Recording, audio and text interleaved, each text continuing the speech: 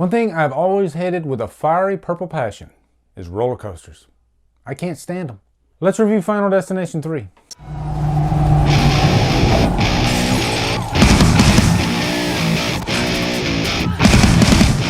Final Destination 3 stars Mary Elizabeth Winstead, Ryan Merriman, and is directed by James Wong.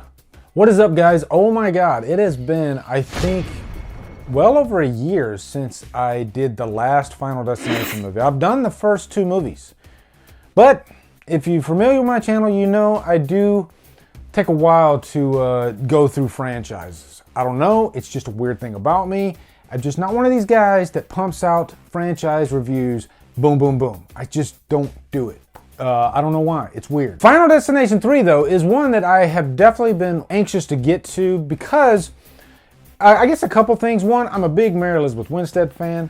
And two, if you can combine horror with amusement parks, then that's like a step up. And especially amusement parks with roller coasters, because roller coasters, they can terrify me anyway. I remember when I first did the Hulk roller coaster at Islands of Adventure at Universal Studios. That's that roller coaster where, you know how there's like an incline when you're doing roller coasters, and then once they get to the top of the hill, then they fall? Well, the Hulk coaster, the middle of the incline, it just, boom, takes off. Completely scared the living daylights out of me. I was freaked out. As soon as I got off that thing, I felt like I wanted to throw up. It was not a fun experience whatsoever. So, the beginning of this movie is a big throw up. So the beginning of the movie is a roller coaster setting. You know, the big premonition. At the beginning of every Final Destination movie, there's always this character that has the premonition. Then they go through the scene, they show you all the death, the carnage, the blood, all that great stuff. And then, of course, it all comes back, you know, through the eyeball of the person having the premonition. And then we go through the whole thing again because, you know, they realize, oh shit, we're all about to die. We need to get the hell out of here. So they leave, and then behind them, they see all this destruction happening. It happens in every Final Destination movie, okay? And usually, these opening scenes are like the funnest part of these movies. Now, it had been a while since I had seen Final Destination 3, actually. And I will say, even though there are some really good kills in this movie, I think the opening premonition might be my least favorite of all the opening premonitions, and it should have been the best. The possibilities with a roller coaster are endless. Like, can you imagine all the impalements and decapitations, you know, just blood and guts and glory, all that great stuff that is potential, because the freeway scene in part 2 is so insane, and it delivers. I guess that's the big thing. So in this one, after I watched it, I was like, wow, I only counted like one really big bloody scene in that whole thing. Most of it was just different cuts, you know, of people freaking out as the coaster's going. But there was no real Carnage Candy going there. There's a plug for Lizzie, Carnage Candy. Check out her channel. She just did 101 days of horror reviews too, by the way. So definitely check out her channel and give her a hand. Can you imagine that? Like, there's people during Halloween, they do just 30 days of horror or 31 days. She did 101 days, and that deserves respect. But anyway, back to the Final Destination 3 review. The plot here, it's the same plot for every Final Destination movie. The premonition happens, and then for the rest of the movie, they're trying to figure out how to beat death's design. I could pretty much cut that snippet out and paste it in every Final Destination review, because that's what it is. Now, luckily, throughout the rest of the movie, they make up for it with the kills. There's some really good signature kills in this movie, and I think two that really stick out. Of course, the tanning bed kill, and then the hardware store kill. I mean, that's kind of what you talk about in these reviews for Final Destination movies, right?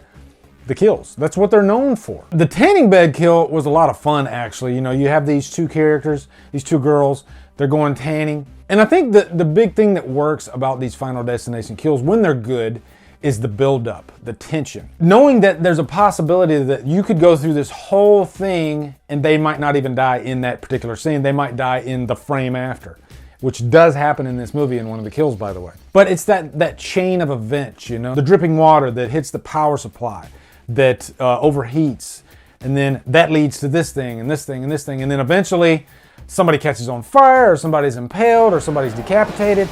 Fun stuff. But you always want that payoff, you know? And there's some really good payoff in that tanning bed scene. And it's a scene that drags on for quite a while. And I don't use the word drag negatively.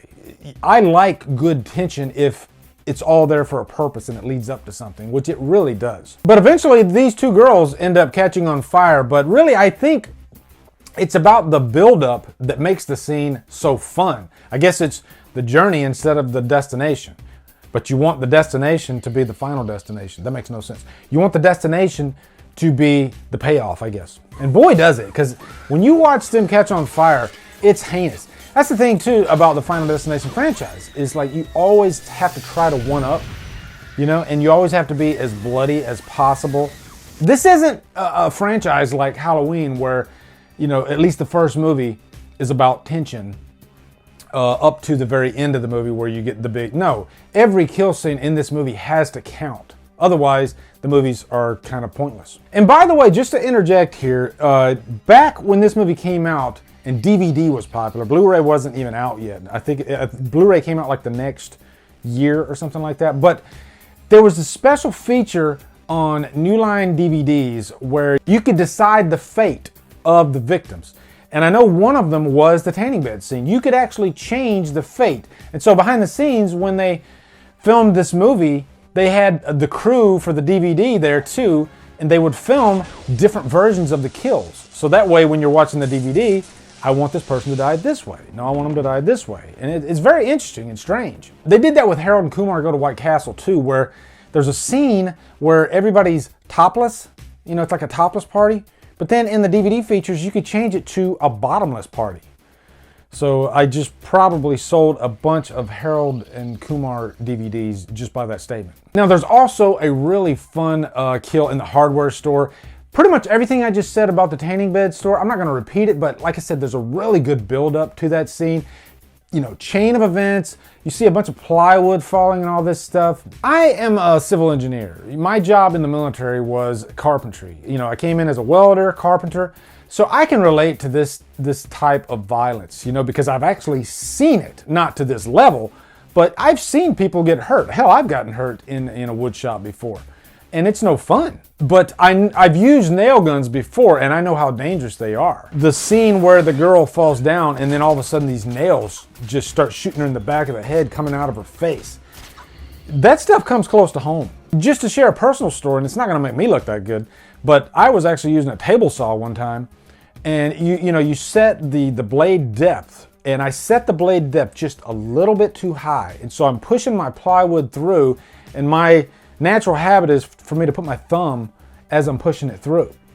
And sure enough, that blade was too high, cut me right across the thumb, made my thumb look like a Y. It didn't go that deep, but it went like through the nail a little bit. Had to go get stitches. Wasn't a fun night. Not my finest hour. I like that I can kind of relate to that stuff because you don't always see like carpenter shops in horror movies. So when you get a chance to do that, I dig it. Now, let's talk about Mary Elizabeth Winstead. She is probably one of the most likable leading ladies today, especially in horror.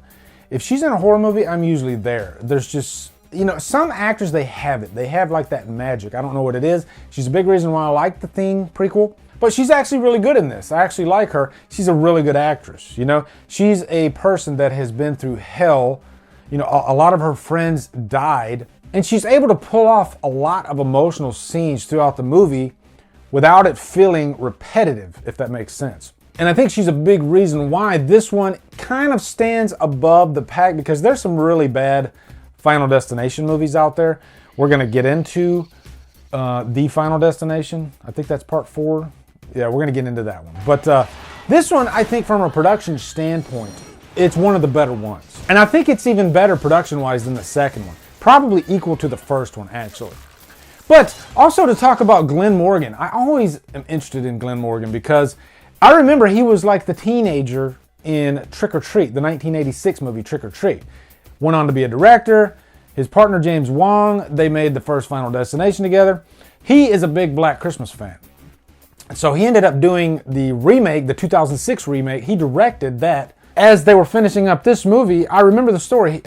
Mary Elizabeth Winstead was actually in the airport leaving, just finishing up shooting this movie. And then he called her and said, hey, would you come and be in my Black Christmas remake? And of course she said yes. And she's great in that too. But Glen Morgan vowed that if Black Christmas was a flop, which it was, he would never direct again. And you know what? Glen Morgan has not directed to this date. And I kind of wish he would, because I like his style of directing. Even though he didn't direct this movie, he produced it. But, he had a lot of say in what's on screen. But at the end of the day, I guess the big thing about this movie and all Final Destination movies are they're cheeseburger horror movies. Oh, no, I do, Kevin! Baby, I just win! They're highly rewatchable. Like, I literally watched this one, then I watched the fourth one, and I'm in the middle of the fifth one, and then I said, oh shit, I gotta go review. So, I'm actually gonna finish the fifth one. I can't do that with all franchises. There's a lot of franchises I can watch one movie and then I need a break, but for some reason, Final Destination, I guess they're like TV shows. You can just roll right through them. On the flip side of that, they're cheeseburger horror movies. So you could look at that as a con as well, because there's nothing of great value there. You know what I mean? It's not something that you're gonna look back and say, this is something that could go in top 20 horror films of all time. Not even the first Final Destination, because that's just what they are. And this one's no different. And I kind of gave you a con at the beginning with that roller coaster scene, because that scene should have been a hell of a lot more bloody. And more entertaining, and I thought it kind of just got in the way of the movie. And it should, I love roller coasters in terms of horror. I don't like riding them, but I love watching carnage happen on them. So, at the end of the day, I'm going to give this movie a high humdrum. It's one of the better Final Destination movies, but it's definitely not the best. So, let me know what your thoughts are on Final Destination 3. Looking forward to hearing them. Also, be sure to come over to Killer Flicks, where we talk horror all day and every day. And on Fridays, we do Free Fall Fridays. Follow me at Drumdums on Facebook, Twitter, Instagram, and Letterboxd. Anyway, guys, thank you so much for watching. Have a great day, and Drumdum out.